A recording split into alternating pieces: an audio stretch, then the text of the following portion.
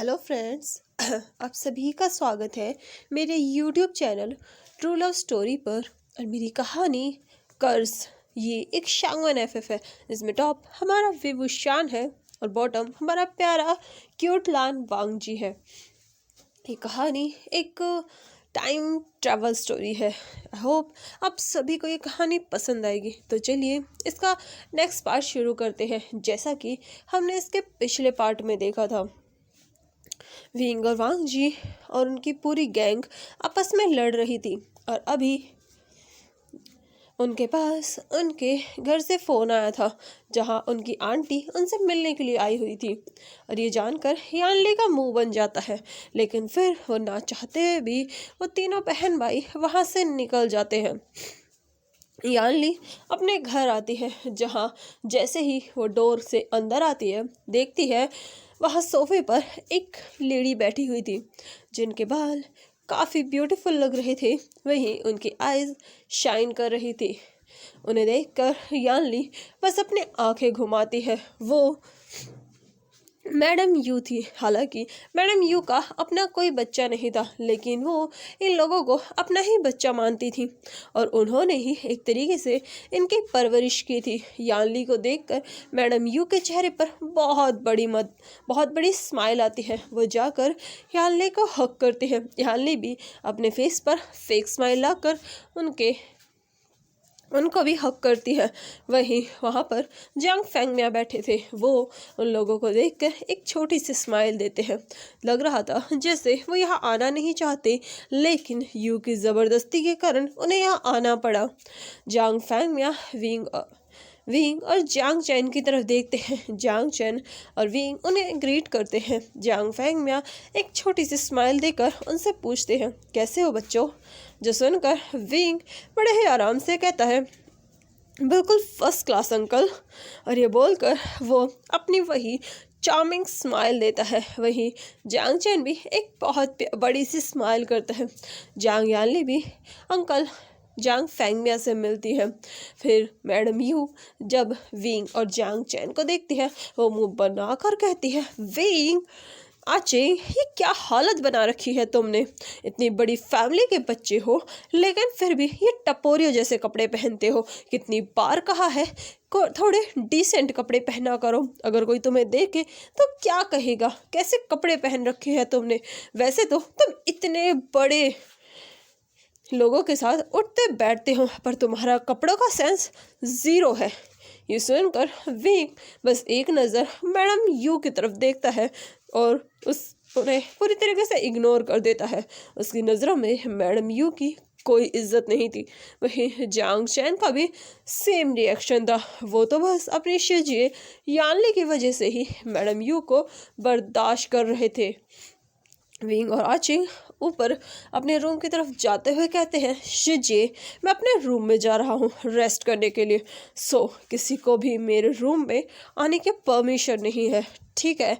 और अगर किसी ने मुझे डिस्टर्ब किया तो उसके साथ क्या होगा ये मुझे एक्सप्लेन करने की ज़रूरत नहीं है। और ये बोलकर विंग अपने रूम में चला जाता है। वहीं आजिंग भी यानली से कहता है, शिजिए, मैं भी अपने रूम में जा रहा हूँ, इसलिए प्लीज़ मुझे डिस्टर्ब मत करना। और ये बोलकर वो भी अपने रूम में चला जाता है। ये देखकर मैडम यू थोड़ा गुस्सा होकर कहती है, यानली, क्या हरकतें हैं इन दोनों की? तुम इन्हें सिखाती क्यों नहीं? ये तुम्हारी तरह इतने अच्छे मैनर्स वाले क्यों नहीं हैं? इनकी हरकतें देखी है, किस तरीके से बात करते हैं, किस तरीके से बिहेव करते हैं। अंकल आंटी है, हम इनके बचपन से इन्हें पाला है, लेकिन इनकी हरकतें देखी है। हाँ, ये तो एक मिनट हमसे प्यार से बात भी नहीं कर सकते। कितने प्यार से मैं तुम लोगों से मिलने आई। क्या अपने बच्चों से मिलने आना कोई गुनाह है? तुम तो जानती हो मेरा अपना कोई बच्चा नहीं है। मैं तो तुम तीनों को ही अपने बच्चों की तरह मानती हूँ। और ये बोलकर मैडम यू मगरमच्छ के आंसू बहाने लगती है। ये देखकर यानली अपनी नाक को हल्का सा सिकोड़ती है, लेकिन फिर वो अपने फेस पर काम रिएक्शन लाते हुए कहती है, कोई बात नहीं आंटी, वो भी छोटे हैं, आप फिक्र मत कीजिए। वैसे भी बच्चे तो ऐसी हरकतें करते ही रहते हैं, बड़ों का फर्ज बनता है बच्चों की हर गलती को माफ़ करना। ये सुनकर मैडम यू अपने उन आंसुओं को साफ करते हुए कहती है, तुमने बिल्कुल सही कहा यानली, मैं बस इसी वजह से इन लोगों की इस बदतमीज़ी को बर्दाश्त करती हूँ, क्योंकि कहीं ना कहीं ये दोनों कांगसे सहरन के बच्चे हैं, वरना अगर ये कांगसे के बच्चे नहीं होते तो मैं जो बोलकर मैडम यू रुक जाती हैं, क्योंकि उन्हें अपने ऊपर दो बहुत तीखी नज़रें महसूस हो रही थी, जो देखकर मैडम यू हल्की सी लाफिंग करते हुए कहती है, मैं तो फिर भी इनसे बहुत प्यार करती, आखिर बच्चे तो बच्चे ही होते हैं, है ना, बिल्कुल सही कहा ना मैंने। और ये बोलकर वो जांग फेंगमिया और यानली की तरफ देखते हैं, जिनके चेहरे पर फिर से स्माइल आ जाती है, क्योंकि वो दोनों ही मैडम यू को बुरी तरीके से क्लियर कर रहे थे। अगर मैडम यू एक वर्ड भी गलत बोलती तो यानली अभी इसी वक्त इन्हें यही जान से मार देती, लेकिन सिर्फ मैडम यू अपनी जान बचाने के लिए अपनी बात को ही पलट देती है। फिर यानली सबके लिए खाना बनाने के लिए चली जाती है और आकर सभी को खाने के लिए बुलाने का कहती है। जब मैडम यू को पता चलता है कि खाना यानली ने बनाया है, उनके चेहरे पर बहुत बड़ी स्माइल आ जाती है, क्योंकि कुछ भी कहो यानली की कुकिंग का कोई जवाब नहीं, वो दुनिया का सबसे बेहतरीन खाना बनाती है। वहीं यानली नीचे से ही आवाज़ लगाती है, विंग आचिंग जल्दी से खाना खा लो।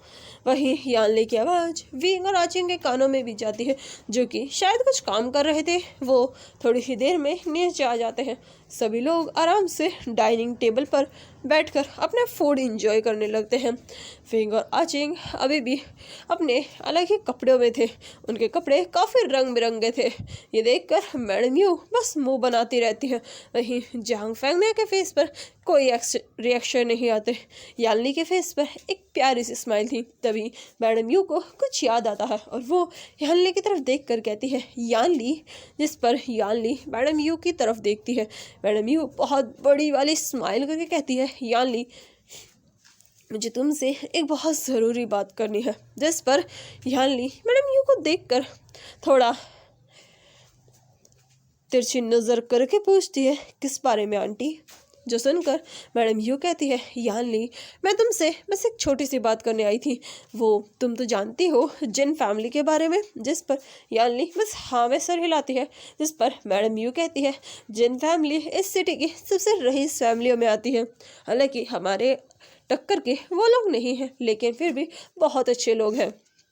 मैंने सुना है कि वहाँ के लड़के बहुत ज़्यादा हैंडसम होते हैं, इसलिए मैंने उनके जो हायर है, नेक्स्ट हायर, उनसे तुम्हारे रिश्ते की बात की। और तुम जानती हो, तुम्हारी फ़ोटो देखते ही वो लोग बिल्कुल झटके से रिश्ते के लिए हाँ कर चुके थे और उन्हें तो तुम बहुत ज़्यादा पसंद आई और वो तुम्हें जल्द से जल्द मिलना चाहते हैं, देखना चाहते हैं। इसलिए क्या तुम फ्री हो अगर हम उन्हें यहाँ घर पर बुलाएं तो?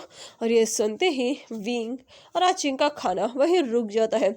वो दोनों वहीं रुककर नीचे खाने को घूरने लगते हैं। तभी अचानक उस टेबल पे मौजूद सभी चीज़ें हवा में उड़ने लगती हैं और ये देखकर मैडम यू काफ़ी ज़्यादा डर जाते हैं और डरते हुए यानली की तरफ देखती है, जो कि शांत थी। लेकिन फिर उनकी नज़र विंग और आचिंग पर जाती है, जहाँ उन दोनों ने ही टेबल पर अपने हाथों को जमा रखा था और टेबल पर जहाँ उनके हाथ रखे थे वहाँ पर दरार आ चुकी थी। ऐसा लग रहा था कि अगर उन्होंने हाथ हटाया तो ये टेबल चकनाचूर हो जाएगी। ये देखकर मैडम यू अपनी चेयर को पीछे खिसका कर कहती है, बच्चों, ये क्या हरकतें हैं? हाँ, मानती हूँ कि तुम दोनों के पास बहुत ज़्यादा पावर है, लेकिन इसका ये मतलब नहीं कि तुम ऐसी हरकतें करोगे। आखिर वो तुम्हारी बड़ी बहन है, किसी न किसी दिन उसे शादी करके तो जाना ही होगा, ये तो दुनिया का उसूल है। तुम इस तरीके से ये नहीं कर सकते। अब अपने इस गुस्से को शांत करो और इन सभी चीज़ों को आराम से नीचे रखो। मैडम यू ये सब काफ़ी लड़खड़ाते हुए, डरते हुए, घबराते हुए बोल रही थी। वहीं मैडम यू की बातें जैसे उन दोनों के कानों में ही नहीं जा रही थी। वो दोनों तो बस उस बात को ही सोच रहे थे, यानली की मैरिज जो वो कभी बर्दाश्त नहीं कर सकते, क्योंकि यानली उनकी बड़ी बहन है और विंग और आचिंग यानली से बहुत प्यार करते हैं, लिटरली बहुत ज़्यादा। इसीलिए वो मैडम यू की इस बात से कि वो यानली की मैरिज कर देगी, विंग और आचिंग का गुस्सा सातवें आसमान पर पहुंच चुका था। वहीं यानली जब देखती है कि सभी सर्वेंट्स भी डरने लगे हैं, घर का सामान सारा हिल रहा है, ये देखकर यानली अपने हाथ को टेबल पर रखती है और काम वॉइस में कहती है, विंग, आचिंग। जो सुनते ही विंग और आचिंग दोनों अपनी नज़रें उठाकर यानली की तरफ देखते हैं। उनकी आंखों में उनका गुस्सा साफ बता रहा था। ये देखकर यानली कामली कहती है, सब कुछ पहले जैसा कर दूं। और ये सुनते ही सब कुछ बिल्कुल शांत हो जाता है, हर चीज़ अपनी पोजीशन पर आ जाती है। वहीं जिस ग्लास टेबल पर क्रैक आ रहे थे, वो क्रैक भी ऑटोमेटिकली फिल हो जाते हैं और सब कुछ बिल्कुल पहले जैसा हो जाता है। विंग और आचिंग अपने हाथ को हटा लेते हैं और उनके हाथ हटाते ही पूरी टेबल पूरी तरीके से रिकवर हो चुकी थी। फिर यानली आराम से कहती है, आंटी अब खाना खाइए और हाँ प्लीज़ इस बारे में दोबारा बात मत कीजिए, क्योंकि जब तक मेरे दोनों भाइयों को उनके पार्टनर्स नहीं मिल जाते, अपनी लाइफ में वो अच्छे से सेटल डाउन नहीं हो जाते, तब तक मैं ना शादी करूँगी ना ही किसी को डेट करूँगी। इसीलिए इस बारे में दोबारा सोचिएगा मत। और हाँ, अगर कहीं आपको रिश्ते की बात करनी हो तो उससे पहले एक बार मुझसे ज़रूर पूछ लीजिएगा, वरना अगली बार मैं आपको नहीं बचाने वाली। और ये सुनते ही मैडम यू अपने सर को झुका लेती है, लेकिन वो मन ही मन बहुत गुस्सा हो चुकी थी। वो सब लोग खाना खाते हैं, फिर मैडम यू और जियांग फेंगमिया वहाँ से चले जाते हैं। मैडम यू अब इस घर में एक पल भी नहीं रुकने वाली थी। मैडम यू जैसे ही घर से बाहर आती है, वो गुस्से से अपना एक पैर सीधा कार पर मारती है और गुस्से से चिल्ला कर कहती है, आखिर ये बच्चे खुद को समझते क्या है, मुझसे आधी उम्र के हैं, पिद्दी से हैं, इन्हें मैंने अपनी गोद में पाला है, लेकिन इनका गुस्सा देखा है, इनका बस चले तो ये मुझे ही जान से मार दे। जिस पर जियांग फेंगमिया कहते हैं, यू तुम्हें इस तरीके की बात नहीं करनी चाहिए थी। तुम जानती हो ना कि विंग और आचिंग के पास यानली के अलावा और कोई भी उनका ब्लड रिलेटेड नहीं है। ये सुनकर मैडम यू गुस्से से कहती है, अगर नहीं है तो ना सही, इसमें मैं क्या कर सकती हूँ, वैसे भी हम कौन सा उन्हें अकेला छोड़ रहे हैं, बचपन से उनकी परवरिश कर तो रहे हैं। जिस पर जियांग फेंगमिया कहता है, हाँ क्योंकि कांगसे ने जाने से पहले अपनी आधी प्रॉपर्टी तुम्हें दे दी थी, इसीलिए तुम उसके बच्चों की केयर कर रही हो। ये सुनते ही मैडम यू कहती है, भले ही प्रॉपर्टी दी हो लेकिन फिर भी केयर तो की है ना मैंने, हक तो बनता है ना मेरा उन पर। हाँ पता नहीं खुद को समझते क्या है। और यानली वो क्या कहती है कि जब तक उसके भाई सेटल डाउन नहीं होंगे, क्या वो भूल गई उसके ब्लड लाइन की वजह से उसकी एज सिर्फ 30 ईयर्स की है, 30 साल की होते ही वो मर जाएगी। लेकिन नहीं, उसे अपनी लाइफ जीने से अच्छा अपने इन दो भाइयों की लाइफ के साथ रहना पसंद है। पता नहीं ये लड़की क्या करेगी, मैं तो बस इसका भला ही सोच रही थी, लेकिन लगता है भलाई का ज़माना ही नहीं रहा। पता नहीं ये लोग कब मेरी बात समझेंगे। ये सुनकर जियांग फेंगमिया कहते हैं, यूं ये अपने अच्छे बनने का नाटक बाहर वालों के सामने क्या करो, मुझे पता है यानली से शादी करने के बदले में जिन्स तुम्हें बहुत कुछ देने वाले हैं, यहाँ तक कि वो तो तुम्हें अपनी पॉलिटिकल पोजीशन भी देने वाले हैं। इसी बदले में तुम उनकी शादी यानली से करा रही हो, क्योंकि यानली के फैमिली के लोगों के पास बहुत स्ट्रांग मैजिकल पावर्स होती है और वो लोग उनकी ब्लड लाइन का इस्तेमाल करने वाले हैं और तुम उनकी हेल्प कर रही हो। ये सुनकर मैडम यू जियांग फेंगमिया की तरफ गुस्से से देख कर कहती है, आप तो रहने ही दीजिए, हर वक्त उन बच्चों की तारीफ़ें करते रहते हैं। आपको क्या लगता है कि वो बच्चे बहुत महान हैं? हाँ, क्या फैमिली है ये बच्चे सच में ये बच्चे सच में डिजास्टर है। आपको क्या लगता है कितनी लाइफ है इनकी? सिर्फ 30 साल। 30 साल के बाद ये लोग मर जाएंगे, और अगर इनके कोई बच्चे नहीं हुए तो ये प्रॉपर्टी कहाँ जाएगी? कहाँ जाएगी बताइए मुझे? कहीं भी नहीं जाएगी। ये सब कुछ हमारे हाथों में आएगा। इसीलिए मैं इस यानली को यहाँ से निकालना चाहती हूँ। ये सुनकर जांग फेंग में कहते हैं, अगर तुमने इन्हें अच्छे से पाला होता तो तुम्हें ये सब करने की ज़रूरत नहीं होती। ये तुम्हें ऑटोमेटिकली सब कुछ ला कर दे सकते थे। ये सुनकर यू गुस्से से जांग फैमिया की तरफ देख कर कहती है, आप चुप रहिए, मुझसे बहस करने की ज़रूरत नहीं है और मुझे सिखाने की तो बिल्कुल भी ज़रूरत नहीं है। मुझे बहुत कुछ पता है। मैं आपकी तरह नहीं हूँ जो कि अच्छा बनकर सब कुछ लुटाती फिरूँ। सिर्फ आपकी वजह से ही ये सब हो रहा है। अगर बचपन में ही मैं इन लोगों को सबक सिखा देती तो ये सब नहीं होता, लेकिन नहीं, आपने हर बार मेरे काम में टांग अड़ाई है। जो सुनकर जांग फैमिया कहते हैं, तुमने कोशिश की थी ना तुमने इन बच्चों को पॉइजन तक देने की कोशिश की थी, लेकिन इनकी इतनी हाई मैजिकल पावर्स होने के कारण तुम्हारा पॉइजन भी इन पर कोई इफेक्ट नहीं कर पाया। ये सुनकर यू कहती है, मैं तो इन्हें वैसे ही जान से मार देती है, लेकिन कमबख्त इनकी ये ताकत इन्हें हर बार बचा लेती है, लेकिन यही ताकत इनकी जान भी ले लेगी। और ये बोलकर मैडम यू के चेहरे पर एक शातिर स्माइल आती है और फिर वो अपनी कार में बैठकर वहाँ से चली जाती है। वहीं अंदर घर में विंग, आचिंग और यानली तीनों सोफे पर बैठे हुए थे। यानली जो कि उन लोगों के लिए फ्रूट्स कट कर रही थी। यानली को देखकर विंग पूछता है, शीजिए क्या आप सच में मैरिज करना चाहती है? यह सुनकर यानली जो फ्रूट कट कर रही थी वो रुक कर विंग की तरफ देख कर कहते हैं, आशियन ये किस तरीके का सवाल है? जिस पर विंग पूछता है, शीजिए प्लीज़ जवाब दीजिए ना, क्या आप सच में मैरिज करना चाहती हैं? क्या हमारी वजह से आपकी मैरिज रुकी हुई है? अगर आप चाहें तो आप मैरिज कर सकते हैं। आई प्रॉमिस हम आपकी मैरिज में कोई दिक्कत खड़ी नहीं करेंगे। ये सुनकर यानली कहती है, कोई ज़रूरत नहीं है। जो सुनकर विंग कहता है, लेकिन शीजिए आंटी ने कहा कि मैरिज हर लड़की को करनी पड़ती है, तो इसका मतलब आपको भी करनी पड़ेगी। ये सुनकर यानली कहती है, हाँ हर लड़की को करनी पड़ती है, लेकिन ज़रूरी नहीं कि हर लड़की ही करे।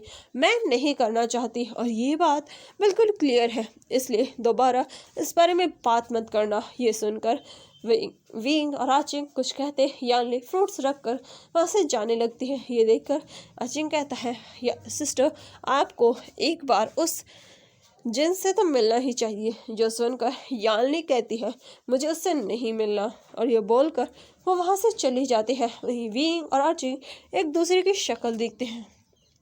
तभी आचिंग कहता है, वैसे तुम्हें क्या लगता है क्या सिस्टर उस जिनसे मिलेगी? जिस पर विंग कहता है, मुझे नहीं लगता।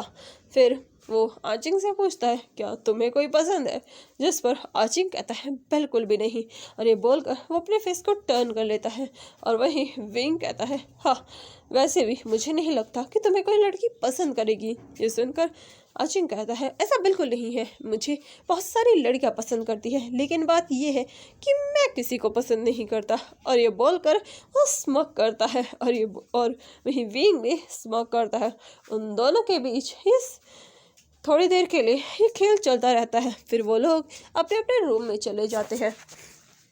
वहीं दूसरी तरफ वांग जी और लान शिचैन जो कि अपने उस कॉलेज से सीधा अपने फादर की कंपनी गए हुए थे। वो उस कंपनी में जाते हैं, अपने वर्क को करते हैं। वर्क को करने के बाद वो अपने घर आते हैं, देखते हैं घर पर उनके अंकल मौजूद है। लान कुरैन को देखकर वांग जी और आचिंग के चेहरे पर एक बिल्कुल छोटी सी स्माइल आती है। वो दोनों बड़े ही एलिगेंटली चलते हुए अंदर आते हैं। उन्हें देखकर लान कुरैन उनसे पूछते हैं, तुम्हारा आज का दिन कैसा रहा?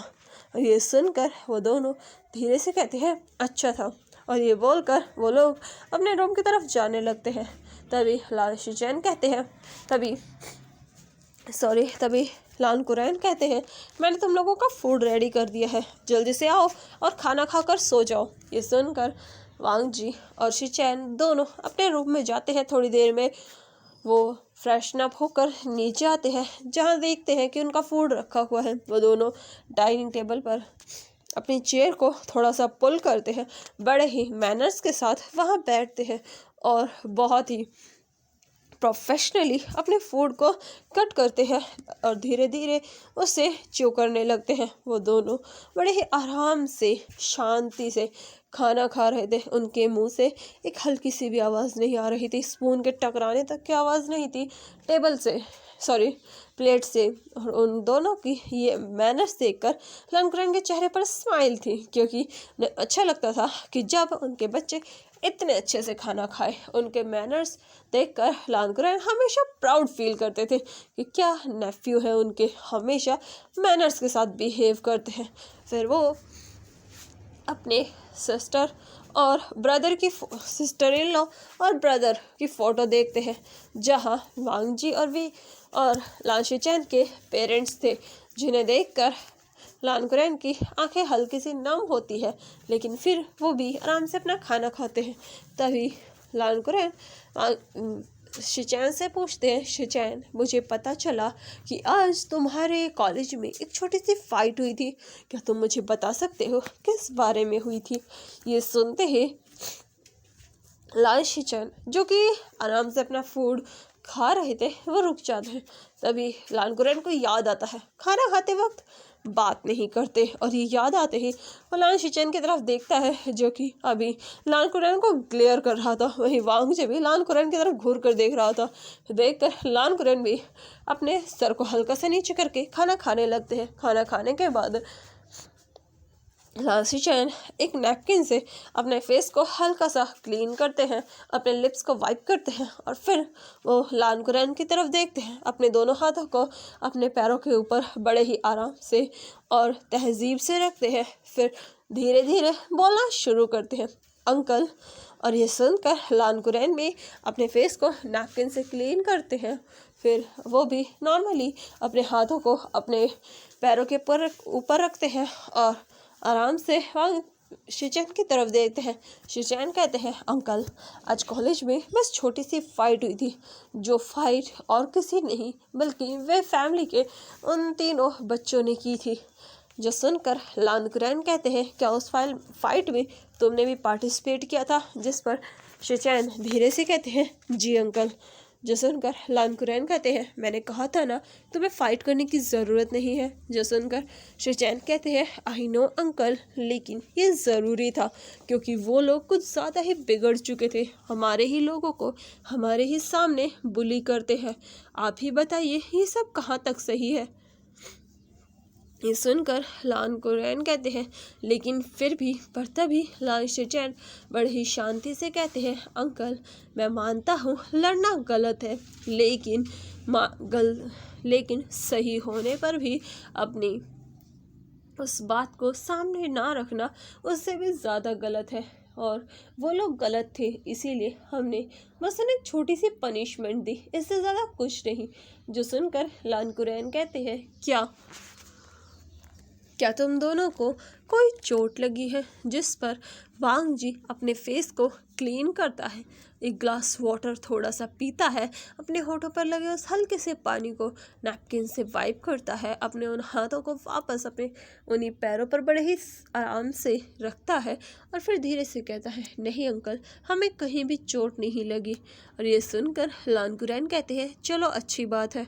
फिर वो उन दोनों को देखकर कहते हैं, फाइट से अच्छा तुम लोग अपनी पढ़ाई पर ध्यान दो, पढ़ाई ज़्यादा ज़रूरी है।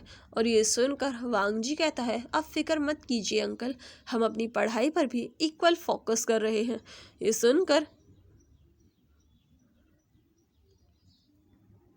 ये सुनकर लानकुरैन के चेहरे पर एक बहुत ही प्यारी सी छोटी सी स्माइल आती है। फिर वो उन दोनों से पूछते हैं, क्या तुम्हारे कॉलेज में स्पोर्ट्स स्टार्ट होने वाले हैं? जिस पर शिचैन कहते हैं, जी अंकल। जिस पर लानकुरैन पूछते हैं, क्या तुमने किसी में पार्टिसिपेट लिया है? जिस पर वांग जी कहता है, जी अंकल मैं वॉलीबॉल खेलने वाला हूँ, और ब्रदर स्विमिंग में। ये सुनकर लानकुरैन कहते हैं, अच्छी बात है, मैं भी उस कंपटीशन को देखने के लिए आऊँगा। ये सुनकर दोनों बस अपने सर को नोट करते हैं। फिर लान कुरैन उन्हें अपने रूम में जाने के लिए कहता है। वो दोनों रूम में चले जाते हैं। उनके जाने के बाद लान कुरैन अपने सिस्टर इन लॉ और ब्रदर की फ़ोटो देखकर कहते हैं वो दोनों काफ़ी मैनर्स वाले हैं। सच में कभी कभी तो लगता है कि उनमें सिस्टर की कोई झलक ही नहीं आई, वो तो बिल्कुल ब्रदर आपकी ही तरह है। और ये बोलकर उनके चेहरे पर एक छोटी सी स्माइल आती है। फिर वो भी अपने रूम में चले जाते हैं। वहीं रूम में आने के बाद वांग जी बेड पर लेट जाता है। वो आराम से अपने उन पैरों को बहुत ही अच्छे से बेड पर रखता है, अपने आप को ब्लैंकेट से कवर करता है और सोने की कोशिश करता है। लेकिन आंखें बंद करते ही उसके सामने वो सारा दृश्य आने लगता है जो कि आज हुआ था।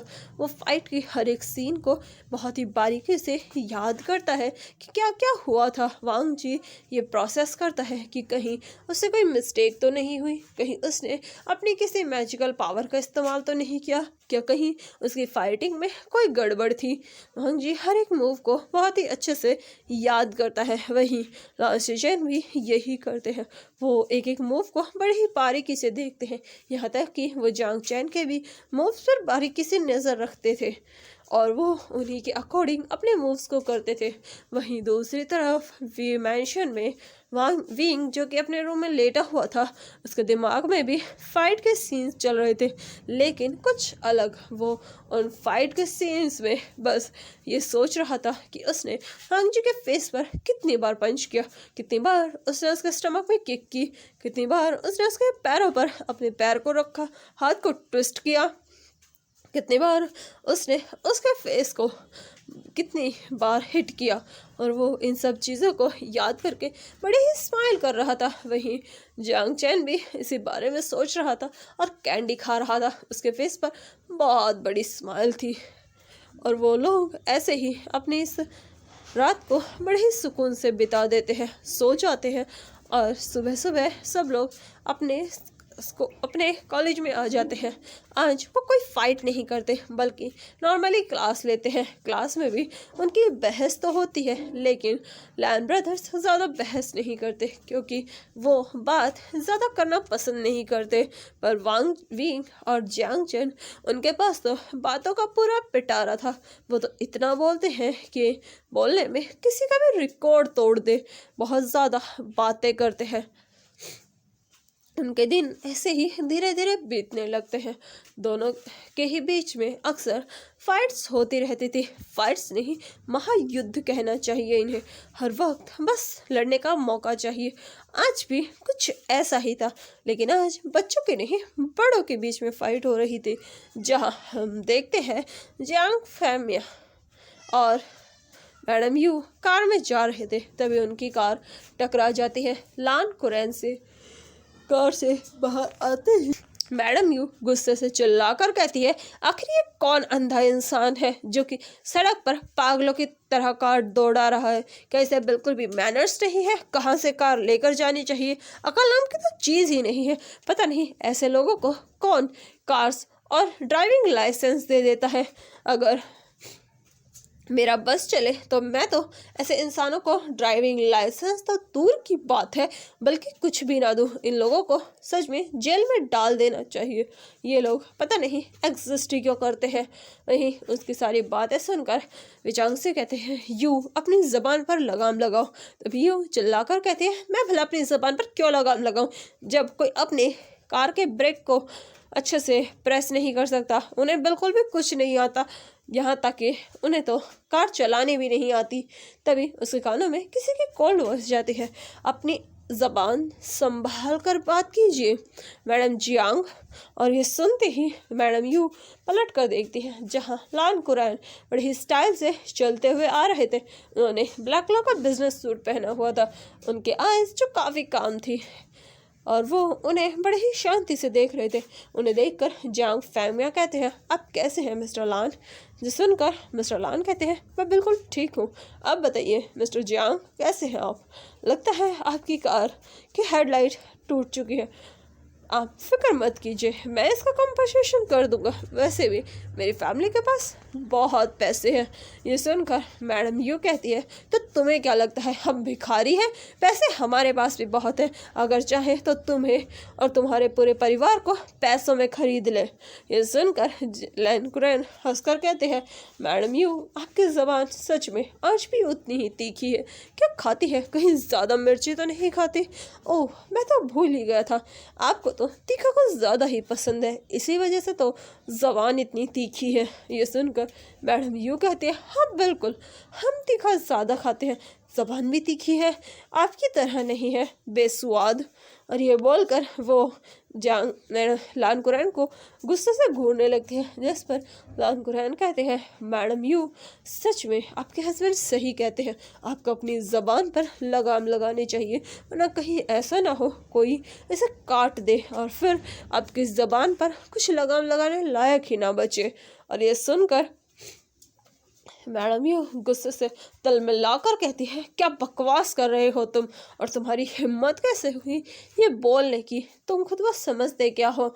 और ये बोलकर वो लान कुरैन की तरफ बढ़ने लगती है, लेकिन जांग फेंग में अपनी वाइफ को रोककर वापस कार में बैठाकर कहते हैं, इसकी बात का बुरा मत मानना। ये सुनकर लान कुरैन कहते हैं, कोई बात नहीं, मैं पागल इंसानों का बुरा नहीं मानता, वैसे भी बहुत सारे पागल भटकने लगे हैं आजकल।